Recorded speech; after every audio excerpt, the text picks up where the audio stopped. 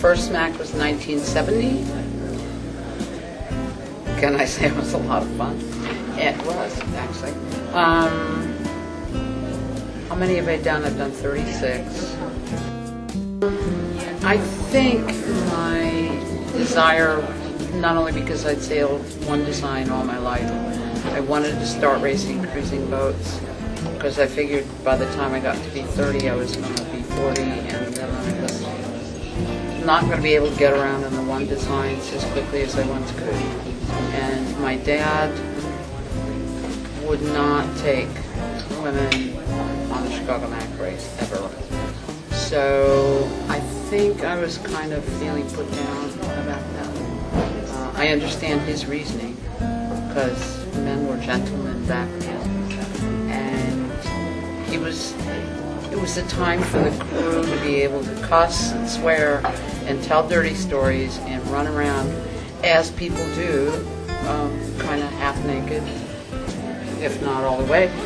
And so, but I think I was feeling that I wanted to race the Mac on my own, do it. And there's so many. I mean, there's the Northern Lights, and there's the guys on Griffin. And I think it was Griffin. It was Danley's and Peter Barrett and whoever else. As we were going by him in the Straits, just sneaking on through. Lee bowing the current must have been, and we were just flying along on a moonlit night. They were singing Gregorian chants. We heard this wonderful chorus as we came up to them, and we thought they had a recording on it, but it was not, and it was absolutely fabulous. Well, I think the most difficult, most challenging is certainly the twos to Grace Reed, because that's almost like it can be, depending on the weather, 4 mini races in itself, if not more. But getting through the twos, getting past Sleeping Bear, and then beyond, and the door can close on you at Sleeping Bear. You have your option of going outside the Foxes, which can be good, and it can be awful. Never done it when it was bad. Did it when it was good, and it worked. And I've seen people do it. But that would be the most challenging, therefore the most fun. Yeah, and I have a story on the other side, which I think I won't tell, but I'll tell anybody who asks. I think the neatest thing that I remember is coming up with a 28-footer, sailing against Eagle, and I think they had a 33, and that was the very quiet Mac. And we were going faster than they were, and they let us through with our little chute up. Didn't take us up, didn't do anything, just let us go by, and we were fairly close, but between Jerry O'Neill and Art Atkinson and whoever else, it was really nice. I did, I think, with a crew member, and it started out as a nickel and wound up a bottle of cranberry vodka. And I hate to admit it because I don't know that, but it's okay with a crew member. And I think it was about winning, but it could have been something not as nice. The only thing short of, and we still do try to plot a course, whether we're using GPS or anything else, but back in the old days, the only thing, and it wasn't so old days either, but we had King RDF that traveled with us everywhere we took the boat, which was Rhode Island and here too.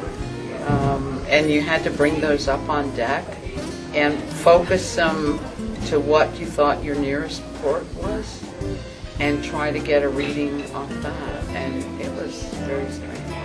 And of course you couldn't bring it on deck when it was blowing 50, so sometimes you couldn't. You had to do it by hand the real way. I've had white knuckles, but I've never been terrified. Well, short of the flies that you get every year, or it seems every year. In '75, I think, we were on a half-tonner 28-footer named Crackers, and it took us 96 hours to finish. So we had a good 96 hours to collect every bug from every county in the state of Michigan, plus Illinois, and maybe some from Indiana. I have never seen so many different little beautiful beasties. As a boat, as a team, yeah, we do a toast every year. Well, I sail with my son, and we started that, so it's traditional with us or whoever we go with. We have a toast under the bridge, and Peter's a recovering alcoholic, so he never drinks, but he'll take a sip of beer. And we drink to the people who have gone before us, who are no longer with us. And that started out with a very dear friend, and we've been doing it ever since. And 2 years ago we did Ashes too. So it's kind of a solemn moment going forward. I've seen the green... St. Elmo's fire? No, the green blip when the sun goes down. Oh, right. Stars so close that you can see everyone and touch them. They're so close. Aurora borealis in color, or flames of it shooting up instead of down. They're the beautiful nights when you're moving along and you don't believe you're moving because there's no air, but you've got it. And it's, or sailing off the wind with a chute up, and it's blowing 30 or 35 and the waves are just right when you're flying. There's just no other moments like that. You're going to have them on course race, maybe. But no, this is the man.